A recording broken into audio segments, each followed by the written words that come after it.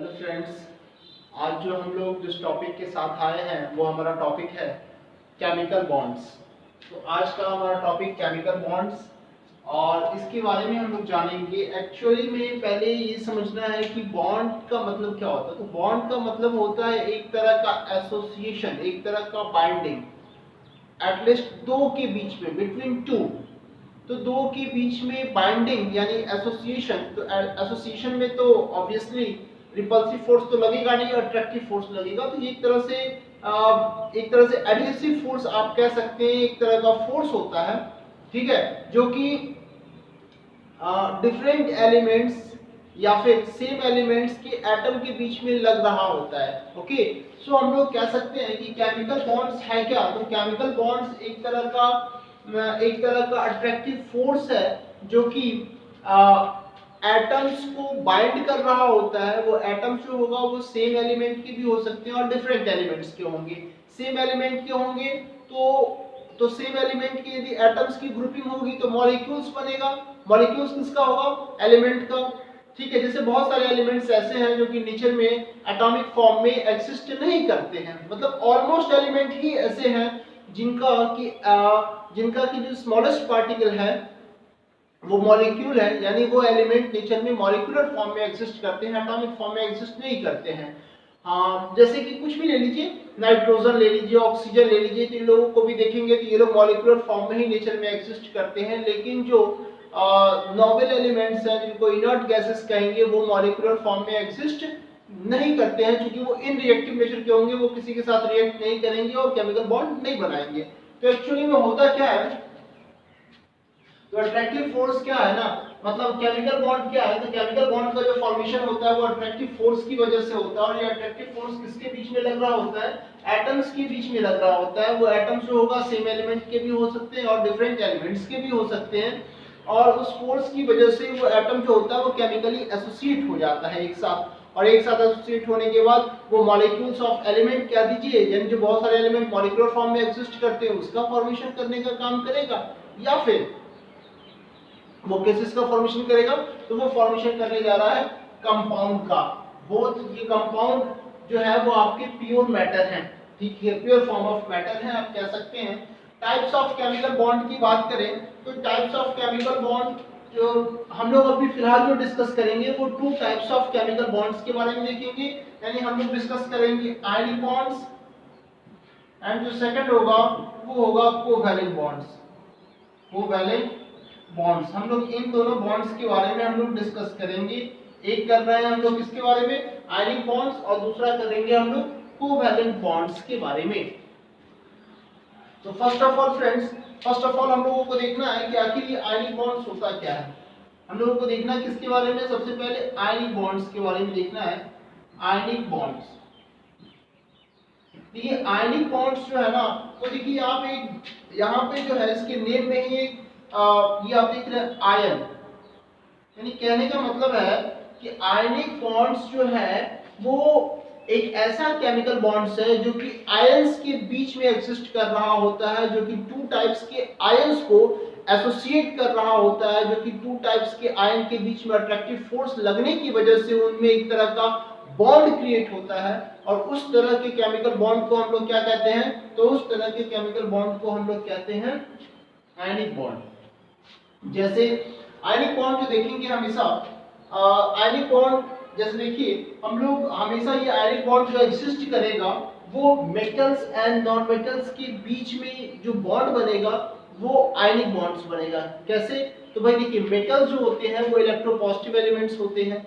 Metals अपने valency के according अपने इलेक्ट्रॉन का लॉस करके केटायन का फॉर्मेशन करेगा, पॉजिटिव आयन, ठीक है। और जो नॉन मेटल्स होते हैं उनको इलेक्ट्रोनेगेटिव एलिमेंट्स कहते हैं। वो अपने इलेक्ट्रॉन वो जो है वो इलेक्ट्रॉन को गेन करके नेगेटिव आयन का फॉर्मेशन करेगा, जिसको हम लोग क्या कहते हैं? जिसको हम लोग कहते हैं एनायंस, ठीक है। अब देखिए फ्रेंड्स, ध्यान से हम लोगों को देखना है, आयनिक बॉन्ड्स जो होगा हमेशा वो मेटल एंड नॉन मेटल के बीच में आपको देखने को मिलेगा। आयनिक बॉन्ड्स किसके बीच में देखने को मिलेगा? मेटल एंड नॉन मेटल्स के बीच में। मेटल्स एंड नॉन मेटल्स के बीच में किस तरह का बॉन्ड देखने को मिलेगा? तो ये देखने को मिलेगा किस तरह का? ये आयनिक बॉन्ड देखने को मिलेगा। बिकॉज भाई तो मेटल जो होता है वो इलेक्ट्रोपॉजिटिव एलिमेंट को हम लोग मेटल कहते हैं। इलेक्ट्रो पॉजिटिव एलिमेंट को क्या कहा जाता है? मेटल कहा जाता है। इनको इलेक्ट्रोपॉजिटिव क्यों कहते हैं, सो समझिए इनको इलेक्ट्रोपॉजिटिव क्यों कहते हैं। तो कोई भी मेटल जो होगा ना, मेटल्स की बात करें तो मेटल्स क्या होगा, अपने वैलेंसी के अकॉर्डिंग अपने वैलेंस इलेक्ट्रॉन का लॉस करेगा। तो ये वैलेंस इलेक्ट्रॉन का लॉस करके क्या बनाता है, तो ये जो होता है वो इलेक्ट्रिकली पॉजिटिव चार्ज हो जाता है मेटल, ठीक है। और पॉजिटिव चार्ज जो बन गया तो ये क्या बन गया, एक तरह का आयन हो गया, आयन हो गया। And such ion which possess positive charge, वैसा आयन जो कि पॉजिटिव चार्ज को पोजेस करेगा, वैसे आयन को हम लोग क्या कहेंगे, तो वैसे आयन को कहा जाता है कीटायन। वैसे आयन को क्या कहा जाता है, कीटायन कहा जाता है, ठीक है। इसी तरह से इसकी बात कर ले हम लोग, तो नॉन मेटल्स की बात करें तो नॉन मेटल्स को इलेक्ट्रिकली ये क्या होता है, ये इलेक्ट्रोनेगेटिव एलिमेंट कहते हैं इसको, इलेक्ट्रोनेगेटिव एलिमेंट कहेंगे। क्यों, तो नॉन मेटल क्या कर रहा होता है, अपने ऑक्टेट को या फिर ड्यूप्लेट को जो भी चीजें हैं, ठीक है, उसको फुलफिल करने के लिए ये क्या करता है नॉन मेटल, एनएम, ये नॉन मेटल हो गया, एनएम सिंबल हो गया। एम जो है वो सिंबल किसके लिए है, मेटल के लिए, और एनएम हमने किया है नॉन मेटल के लिए। तो नॉन मेटल क्या करेगा, इलेक्ट्रॉन को गेन करेगा, इलेक्ट्रॉन को गेन करेगा, और इलेक्ट्रॉन को गेन करने के बाद ये जो बन जाता है इसके ऊपर आ जाता है किस तरह का चार्ज, तो इसके ऊपर आ जाता है कैसा चार्ज, माइनस चार्ज। ये भी चूंकि चार्ज हो गया तो ये भी हो गया आयन, ठीक है, ये भी हो गया आयन। और इस आयन को हम लोग क्या कहते हैं, तो इस टाइप के आयन को कहते हैं जो कि अपने ऊपर क्या रखता है, नेगेटिव चार्ज को पोजेस करके रखता है, इसको कहते हैं एनायन। ये हो गया एनायन। तो याद रखिए यहाँ पे थोड़ा सा और कुछ देखना है। एक्चुअल में यदि मेटल एंड नॉन मेटल के बीच में बॉन्ड बनता है, ठीक है, तो मेटल क्या करेगा, पहले खुद को आयोनाइज करेगा, मतलब मेटल क्या करेगा, इलेक्ट्रॉन का लॉस करेगा, ठीक है। और जो जिस इलेक्ट्रॉन का मेटल ने लॉस किया है उसी इलेक्ट्रॉन को नॉन मेटल एक्सेप्ट करेगा, ठीक है। इसका मतलब होता है कि आयनिक बॉन्ड मेकिंग के समय जब आयनिक बॉन्ड बन रहा होता है मेटल एंड नॉन मेटल के बीच में, तो मेटल जो होता है वो इलेक्ट्रॉन डोनर का काम कर रहा होता है, इलेक्ट्रॉन डोनर का काम कर रहा होता है। मेटल क्या करता है, इलेक्ट्रॉन डोनेट करता है, ठीक है। और नॉन मेटल क्या करता है, इलेक्ट्रॉन रिसिपिएंट का काम कर रहा होता है, इलेक्ट्रॉन रिसिपिएंट, ये रिसीव करने का काम कर रहा होता है। ये इलेक्ट्रॉन डोनेट करने का काम करेगा, ये इलेक्ट्रॉन डोनेट करने का काम करेगा, यानी आप कह सकते हैं कि ये इलेक्ट्रॉन डोनर की तरफ बिहेव करता है मेटल, और नॉन मेटल क्या करता है, इलेक्ट्रॉन रिसीव करने का काम करता है। इस कारण से नॉन मेटल को कह सकते हैं कि ये इलेक्ट्रॉन रिसिपिएंट की तरफ बिहेव कर रहा होता है, ठीक है। तो इसको हम लोग डिफाइन कैसे करेंगे, तो इसको हम लोग ये डिफाइन करेंगे कि आयनिक बॉन्ड्स, ओके,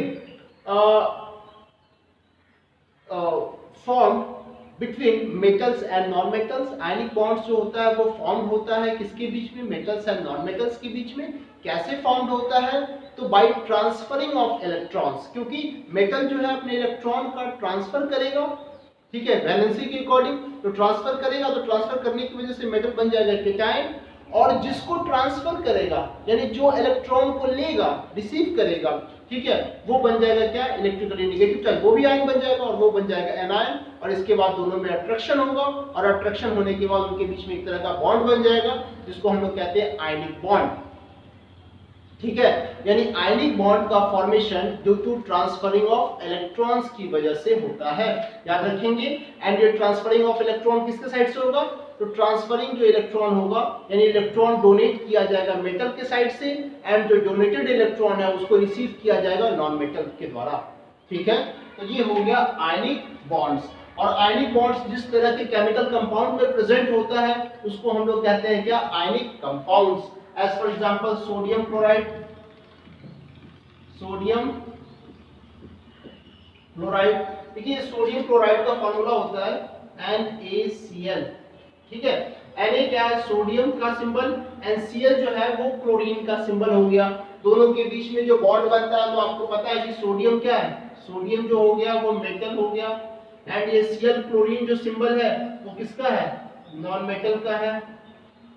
ठीक है, तो यहाँ पे जो सोडियम क्लोराइड जो कंपाउंड बनता है, तो इस कंपाउंड में हम लोग देखेंगे कि ये कंपाउंड होता है मेटल एंड नॉन मेटल का। तो मेटल एंड नॉन मेटल जो है केमिकली एसोसिएटेड है ना, उनके जो एटम्स हैं वो केमिकली एसोसिएटेड है। तो केमिकली एसोसिएशन कहाँ से आया, वो एक तरह के बॉन्ड की वजह से आया। तो ये बॉन्ड कैसे क्रिएट हुआ, तो मेटल क्या कर रहा है, अपने इलेक्ट्रॉन का ट्रांसफर कर दे रहा है किसको, नॉन मेटल्स को, इसकी वजह से उनके बीच में बॉन्ड बन गया। तो याद रखेंगे कि आयनिक जो बॉन्ड है वो आयनिक कंपाउंड्स में प्रेजेंट होगा। आयनिक कंपाउंड्स का मतलब such compounds which are made up of metals and non metals. ठीक है फ्रेंड्स, इसके बाद का जो हमारा टॉपिक है वो है कोवैलेंट बॉन्ड्स। कोवैलेंट बॉन्ड्स क्या होता है फ्रेंड, हम लोग इसको भी देख लें।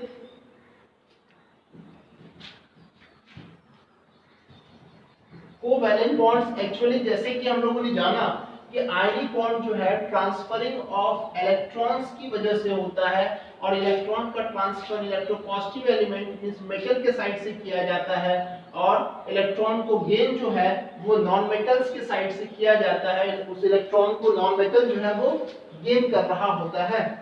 ठीक है फ्रेंड्स, कुछ एक मैं बता दूं आपको इसमें कि जो आयनिक बॉन्ड तो आयनिक कंपाउंड्स में प्रेजेंट होगा। आयनिक कंपाउंड्स के कुछ एक कैरेक्टरिस्टिक्स को बता दें। ठीक है, देखिए आयनिक कंपाउंड्स जो होगा वो जनरली वैसे कंपाउंड को बहुत ज्यादा स्टेबल माना जाता है। क्यों, क्योंकि आयनिक बॉन्ड जो है वो कोवैलेंट बॉन्ड के कंपैरिजन में काफी ज्यादा स्ट्रांग होता है। ठीक है, वो इस कारण से स्ट्रांग होता है क्योंकि जो electrostatic force of attraction cation and anion means positive charged ion and negative charge ion के बीच में जो लग रहा होता है इलेक्ट्रोस्टैटिक फोर्स ऑफ अट्रैक्शन वो काफी ज्यादा स्ट्रांग होता है। इस कारण से आपको याद रखना है कि ionic bond is more stronger, यानी stronger than the covalent bond. Ionic bond जो होता है वो कोवैलेंट बॉन्ड के कंपैरिजन में ज्यादा स्ट्रॉन्गर होगा। That's why we can say that ionic compound is comparatively more stable than covalent compounds, we can say। Second property क्या है, तो सेकंड प्रॉपर्टी क्या है, आयनिक जो कंपाउंड्स हैं उनके देखिए, क्योंकि आयनिक जो कंपाउंड्स में आयनिक बॉन्ड जो बना होता है तो आप देखिएगा कि वो आयंस के बीच में ये बॉन्ड होता है। एक पॉजिटिव आयन मींस केटायन और दूसरा नेगेटिव आयंस यानी एनायंस के बीच में। ठीक है, ये बॉन्ड होता है। तो इस तरह के जो आयनिक कंपाउंड्स होंगे वो हमेशा पोलर सॉल्वेंट में, याद रखना है पोलर सॉल्वेंट कहते हैं किसको है, तो पोलर सॉल्वेंट कहेंगे जैसे वाटर जो हो गया वो पोलर सॉल्वेंट हो गया, H2O वाटर, ये एक तरह का हो गया पोलर सॉल्वेंट, ये हो गया पोलर सॉल्वेंट। इसमें मैं आपको बता दूं कि इसमें जो है वो डाइपोल जब हम लोग पढ़ेंगे तो डाइपोल से वहां पे क्लियर होगा कि आखिर पोलर सॉल्वेंट का मतलब क्या होता है। ठीक है, तो सिंपली अभी जान लीजिए कि जो भी आयनिक कंपाउंड्स होंगे, ठीक है, वो हमेशा पोलर सॉल्वेंट में डिसॉल्व हो पाएंगे, like sodium chloride, magnesium chloride. ठीक है, वो कभी भी केरोसिन वगैरह में डिसॉल्व नहीं हो पाएंगे। नेक्स्ट जो प्रॉपर्टी है वो ये है कि आयनिक कंपाउंड्स जो है सॉल्यूशन के फॉर्म में या तो उसका एक्वस सॉल्यूशन बनाए या फिर उसको मॉल्टेन स्टेट में जब रखेंगे तो ये आयनिक कंपाउंड जो है वो अच्छा कंडक्टर, गुड कंडक्टर की तरह बिहेव करता है। ठीक है, वो अच्छा आप कह सकते हैं कि उसके थ्रू जो है ना, क्योंकि आपको पता है कि आयनिक कंपाउंड जो है वो आयन से बना होता है। ठीक है, तो इस कारण से आयनिक कंपाउंड जो है मॉल्टेन स्टेट में, जिसको फ्यूज स्टेट भी कहते हैं, और एक्वस सॉल्यूशन के फॉर्म में ये गुड कंडक्टर की तरह बिहेव कर रहा होता है। तो ये कुछ एक प्रॉपर्टी हो गया किसका, आयनिक कंपाउंड्स का। आयनिक कंपाउंड जो है सॉल्युबल होता है, सॉल्युबल होता है किसमें, तो आयनिक कंपाउंड जो है सॉल्युबल होता है पोलर सॉल्वेंट में। नेक्स्ट जो हमारा टॉपिक है वो है हमारा कोवैलेंट बॉन्ड्स। तो कोवैलेंट बॉन्ड्स के बारे में जानना है, कोवैलेंट बॉन्ड्स के बारे में जानना है कि ये जो कोवैलेंट बॉन्ड्स है, जैसे कि आयनिक बॉन्ड्स के बारे में हमने जाना कि आयनिक बॉन्ड्स जो है वो कैसे फॉर्म होता है। तो आयनिक बॉन्ड्स फॉर्म होता है due to transferring of electrons. ठीक है, और फ्रेंड एक बात और बता दो, जिस भी एलिमेंट की जितनी वैलेंसी होगी वो उतना ही केमिकल बॉन्ड्स का फॉर्मेशन करेगा। ठीक है, चाहे वो इलेक्ट्रॉन का ट्रांसफरिंग करके और इलेक्ट्रॉन को गेन करके आयनिक बॉन्ड बनाए या फिर इलेक्ट्रॉन का शेयरिंग करके कोवैलेंट बॉन्ड बनाए। लेकिन जिस एलिमेंट की जितनी वैलेंसी को हम लोग कैसे डिफाइन करते हैं, तो पहले ये समझ लीजिए कि जिस एलिमेंट की जितनी वैलेंसी होगी वो उतने ही केमिकल बॉन्ड्स का फॉर्मेशन करेगा। ऑक्सीजन की वैलेंसी 2, तो वो 2 ही केमिकल बॉन्ड्स बनाएंगे, चाहे वो यदि मेटल के साथ बनाए, ठीक है। तो एक ऑक्सीजन का एटम जो होगा वो आप कह सकते हैं कि वो 2 केमिकल बॉन्ड बनाएगा, या 2 वो आयनिक भी हो सकता है, यदि मेटल के साथ बनाएगा तो दोनों आयनिक बॉन्ड होगा, और नहीं तो नॉन मेटल के साथ बनाएगा तो दोनों क्या होगा, कोवैलेंट बॉन्ड होगा। ठीक है, यही याद रखना है कि जिस एलिमेंट की जितनी वैलेंसी वो उतने ही केमिकल बॉन्ड्स के फॉर्मेशन करेंगे, चाहे वो केमिकल बॉन्ड्स आयनिक बॉन्ड्स हो या फिर कोवैलेंट बॉन्ड्स हो। ठीक है, और भी हम लोग जानेंगे, और भी टाइप्स के बॉन्ड होते हैं, हाइड्रोजन बॉन्ड होगा, ठीक है, van der Waals force of attraction होता है, तो ये भी बहुत तरह के फोर्स आपको देखेंगे। एक जो होता है, एक और बॉन्ड होता है कोऑर्डिनेट कोवैलेंट बॉन्ड, उसको कहते हैं कोऑर्डिनेट कोवैलेंट बॉन्ड, उसके बारे में भी जानेंगे। ठीक है, फिलहाल ये सब चीज को देखिए। अब हो गया ये वैलेंसी के बारे में मैं आपको बता रहा था। तो वैलेंसी क्या होता है, तो वैलेंसी को डिफाइन करते हैं the combining capacity of an atom of element during chemical reaction, या फिर यूं कहें कि the combining capacity of element during chemical reaction is called, या the combining capacity of element in chemical reaction is called its valency. ठीक है, तो जितनी कंबाइनिंग कैपेसिटी होगी, जितने इलेक्ट्रॉन उसके रिएक्शन में इन्वॉल्व हो पाएंगे केमिकल बॉन्ड के मेकिंग में, ठीक है, वो उनकी वैलेंसी हो जाएगी। तो ये हो गया। नेक्स्ट है हमारा कोवैलेंट बॉन्ड्स। कोवैलेंट बॉन्ड्स जो होता है वो किसके किसके बीच में बनता है, तो याद रखना फ्रेंड, कोवैलेंट बॉन्ड्स जो होगा वो नॉन मेटल, ये जो बॉन्ड होगा वो non metal and non metals के बीच में बनेगा। नॉन मेटल के बीच में बन रहा जो केमिकल बॉन्ड है, इसको हम लोग क्या कहते हैं, इसको कहते हैं कोवैलेंट बॉन्ड। ये हो गया कोवैलेंट, ये हो गया कोवैलेंट बॉन्ड। ठीक है, ये कोवैलेंट बॉन्ड होता है। और ये बनता कैसे है, तो कोवैलेंट बॉन्ड जो बनता है वो बनता है by sharing of electrons, by sharing of electrons की शेयरिंग की वजह से। यानी कि एक्चुअल में वैलेंस इलेक्ट्रॉन की ही शेयरिंग होगी, लेकिन किसके अनुसार, कंबाइनिंग कैपेसिटी के अनुसार, उनके वैलेंसी के अकॉर्डिंग। ठीक है, एज फॉर एग्जांपल देख ले हम लोग जो है एग्जांपल देख लेते हैं। एज फॉर एग्जांपल जैसे ये 2 ऑक्सीजन का एटम है, ठीक है, और ऑक्सीजन के पास वैलेंस इलेक्ट्रॉन कितने होते हैं, तो हमें पता है कि valence electron in the case of oxygen 6 होगा। देखिए फ्रेंड, यहाँ पे हम क्या कर रहे हैं कि 6 इलेक्ट्रॉन हमने रख दिया, ठीक है, और चूंकि ऑक्सीजन को स्टेबल होना है तो ऑक्सीजन के नियरेस्ट, ऑक्सीजन का जो नियरेस्ट नोबल एलिमेंट है वो है आपका नियन। तो ऑक्सीजन की टेंडेंसी ये होगी कि अपने नियरेस्ट जो एलिमेंट है उसकी तरह उसके ऑर्बिट में, उसके लास्ट ऑर्बिट में इलेक्ट्रॉन्स आ जाएं। ठीक है, तो यानी नियन के लास्ट ऑर्बिट में कितने 8 इलेक्ट्रॉन्स होते हैं, तो ऑक्सीजन की भी कोशिश होगी कि भाई हमारे भी लास्ट ऑर्बिट में 8 इलेक्ट्रॉन्स आ जाए और फिर इस तरह से स्टेबल हो जाए। ये स्टेबिलिटी वाली बात जो है ना फ्रेंड्स, वो आयनिक बॉन्ड में भी होता है, ऐसा नहीं कि नहीं होता है, वहां पर भी हम लोग उस तरह से ही समझेंगे, वो उस तरह से ही होता है। इसी तरह से इस भी ऑक्सीजन के कितने होते हैं, 6 जो है वो वैलेंस इलेक्ट्रॉन होगा। ठीक है, आप देखिए एक्चुअली ऑक्टेट, ऑक्ट मतलब होता है 8, ऑक्ट मतलब क्या होता है 8, ऑक्ट मींस होता है 8। ठीक है, तो इसका मतलब है कि इस ऑक्सीजन को 8 इलेक्ट्रॉन मिल जाए तो क्या किया जाता है, 2-2 इलेक्ट्रॉन ये क्या करेगा, शेयरिंग करेगा। ये 2 इलेक्ट्रॉन फर्स्ट ऑक्सीजन का एटम दूसरे ऑक्सीजन से ले लिया, अब इसके पास क्या हो गया, तो इसके ऑर्बिट में देखिए, इसके पास जो हो गया आउटर मोस्ट ऑर्बिट में 8 क्या हो गए, इलेक्ट्रॉन्स हो गए। ठीक है, और सेकंड को भी देखेंगे, सेकंड को भी देखेंगे कि सेकंड जो ऑक्सीजन है, ठीक है, वो भी क्या करेगा, फर्स्ट के साथ 2 इलेक्ट्रॉन, तो यहाँ पे 2 इलेक्ट्रॉन की शेयरिंग हो गई, और शेयरिंग होने की वजह से 2 ऑक्सीजन के बीच में कितना बन गया, 2 केमिकल बॉन्ड बना। और ये दोनों केमिकल बॉन्ड जो है वो किस तरह का, किस नेचर का हुआ, तो क्योंकि यहाँ पे इलेक्ट्रॉन की शेयरिंग हुई है, तो यानी ये बॉन्ड जो बना वो कोवैलेंट नेचर का बॉन्ड बना। ठीक है, यानी कोवैलेंट बॉन्ड हमेशा शेयरिंग ऑफ इलेक्ट्रॉन की वजह से ही बन रहा होता है। ठीक है, ये चीज हो गया। ये फ्रेंड इसी तरह से हम लोग देखेंगे कोवैलेंट बॉन्ड्स हर किसी में बनेगा। वाटर की बात कर ले तो वाटर की भी बात कर लेते हैं, वाटर मॉलिक्यूल, ठीक है। तो यहाँ तो देख रहे थे कि ये जो ऑक्सीजन एलिमेंट मॉलिक्यूलर फॉर्म में एग्जिस्ट करता है तो किस तरह से केमिकल बॉन्ड यानी कोवैलेंट केमिकल बॉन्ड बनाकर वो एग्जिस्ट करता है। अब यहाँ देखेंगे कि ग्रुप ऑफ एटम्स तो आया, इनके बीच में केमिकल बॉन्ड्स बना और केमिकल बॉन्ड्स बनने के बाद क्या हो रहा है कि ये कंपाउंड का फॉर्मेशन करेगा, या फिर कह सकते हैं कि ये कंपाउंड का सबसे जो छोटा यूनिट होगा कंपाउंड का वो हो गया मॉलिक्यूल, तो वो हो रहा है। अब जरा देख लेते हैं इसमें हम लोग देख ले कि ऑक्सीजन के पास कितने होते हैं भाई, तो ऑक्सीजन के पास कितने होते हैं 6 वैलेंस इलेक्ट्रॉन होंगे, ठीक है। अब देखिए यहाँ पे थोड़ा सा एक मिनट फ्रेंड मैं वाटर का समझा रहा हूँ, इससे पहले थोड़ा सा इसके बारे में जरा देख लें। ऑक्सीजन के पास तो 6 वैलेंस इलेक्ट्रॉन होते हैं, लेकिन उन वैलेंस इलेक्ट्रॉन में से सिर्फ 2 ही इलेक्ट्रॉन जो है वो बॉन्ड फॉर्मेशन में पार्टिसिपेट कर रहा है। तो जितने इलेक्ट्रॉन बॉन्ड फॉर्मेशन में पार्टिसिपेट करेंगे ना उतना ही उनका क्या कहलाएगा, वही उनका वैलेंसी हो जाएगा, ठीक है। अब वाटर का देख लेते हैं फ्रेंड, तो वाटर के पास क्या होता है भाई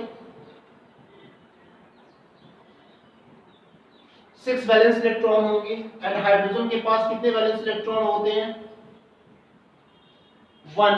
तो हाइड्रोजन का जो नियरेस्ट नोबल एलिमेंट है वो हीलियम, तो हाइड्रोजन हमेशा कोशिश करता है कि इसका क्या कंप्लीट हो, ड्यूप्लेट। ड्यूप्लेट कहने का मतलब कि आउटर मोस्ट ऑर्बिट में कितने इलेक्ट्रॉन 2 इलेक्ट्रॉन हो जाए। और ऑक्सीजन की कोशिश होगी कि ऑक्सीजन का जो नियरेस्ट नोबल एलिमेंट है नियन, उसके आउटर मोस्ट ऑर्बिट में 8 इलेक्ट्रॉन है, तो कितना आ जाए, इनके भी आउटर मोस्ट ऑर्बिट में कितना आ जाए 8 इलेक्ट्रॉन आ जाए। अब देखिए हाइड्रोजन जो है इलेक्ट्रॉन का शेयरिंग किया, एक इलेक्ट्रॉन का ऑक्सीजन के साथ शेयरिंग किया, हाइड्रोजन का ड्यूप्लेट कंप्लीट हो गया। ऑक्सीजन क्या करेगा, तो ऑक्सीजन भी चूंकि एक इलेक्ट्रॉन शेयरिंग किया है उसके साथ, तो ये भी अब क्या करेगा अपना ऑक्टेट पूरा करने के लिए एक इलेक्ट्रॉन दोनों हाइड्रोजन से क्या करेगा लेगा। और लेने के बाद इस तरह से आप देखेंगे कि जो बॉन्ड बनेगा वो बॉन्ड कुछ इस तरह का बनेगा, ये बॉन्ड कुछ इस तरह का बनेगा। यहाँ पे उनका 4 ऑक्सीजन जो है स्पेयर बच जाएगा, उसका कहीं कोई यूज नहीं है। और इनके बीच में जो एंगल होगा फ्रेंड वाटर मॉलिक्यूल्स में, ठीक है, इनके बीच का जो एंगल होगा वो एंगल होता है 104.5 डिग्री का, इनके बीच का एंगल बन रहा होता है। यानी आप देखेंगे तो वाटर मॉलिक्यूल का शेप कैसा होता है, तो इनका शेप जो होगा वो कैसा होता है एंगुलर शेप होता है। कैसा होगा फ्रेंड, एंगुलर शेप होगा इनका, ठीक है।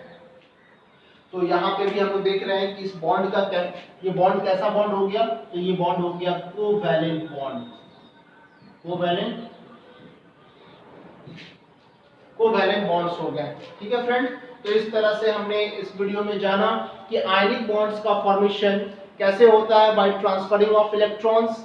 और ये बॉन्ड किनके किनके बीच में बनता है, तो आयनिक बॉन्ड्स बनता है मेटल एंड नॉन मेटल्स के बीच में। और जबकि कोवैलेंट बॉन्ड्स का फॉर्मेशन कैसे होता है फ्रेंड्स, तो कोवैलेंट बॉन्ड का फॉर्मेशन कैसे होता है by sharing of electrons, by sharing of electrons, या कह सकते हैं कि by sharing of valence electrons according to its valency, है ना। और ये कोवैलेंट बॉन्ड्स किनके किनके बीच में बनेगा फ्रेंड्स, तो ये बॉन्ड बन रहा होता है non metal and non metal के बीच में। कुछ एक अब देखिए कि जो केमिकल कंपाउंड्स जिनमें कि कोवैलेंट बॉन्ड होगा उनको कहेंगे कोवैलेंट कंपाउंड्स। अब समझिए कोवैलेंट कंपाउंड जो है वो आयनिक कंपाउंड से लेस स्टेबल होता है, ठीक है। कोवैलेंट कंपाउंड्स के बारे में हम लोग देखेंगे तो ये गुड कंडक्टर नहीं होता है इलेक्ट्रिसिटी का, ठीक है, स्टेबिलिटी भी बहुत कम होती है। तो ये सारे चीज को हम लोगों ने इसमें जाना। नेक्स्ट वीडियो में फ्रेंड हम लोग इससे आगे जानेंगे और भी जो इंटरेस्टिंग टॉपिक के साथ हम लोग केमिस्ट्री का आप लोगों के साथ मिलते हैं फ्रेंड्स। आज के लिए थैंक यू।